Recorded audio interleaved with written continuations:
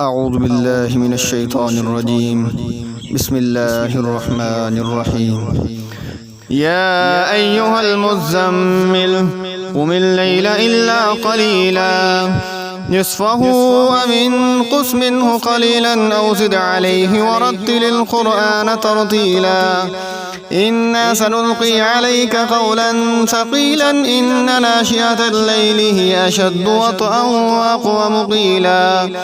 إن لك في النهار سبحا طويلا واذكر اسم ربك وتبتل إليه تبتيلا رب المشرق والمغرب لا إله إلا هو فاتخذه وكيلا واصبر على ما يقولون واهجرهم هجرا جميلا وذرني والمكذبين أولي النعمة ومهلهم قليلا إن لدينا أنكالا وجحيما وطعاما ذا غصة وعذابا أليما يوم ترجف الأرض والجبال وكانت الجبال كثيبا مهيلا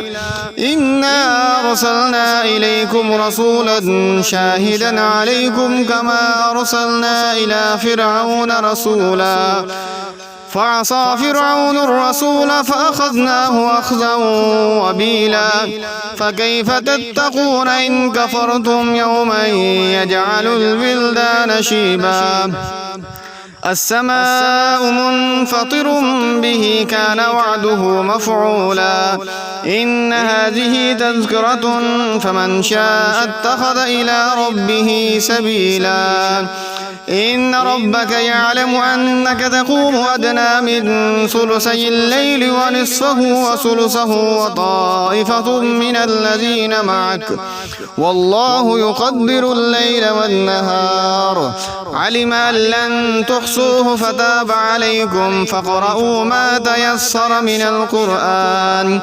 علم أن سيكون منكم مرضى وآخرون يضربون في الأرض يبتغون من فضل الله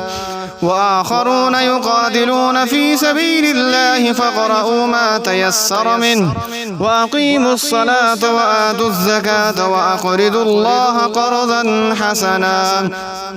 وما تقدموا لأنفسكم من خير تجدوه عند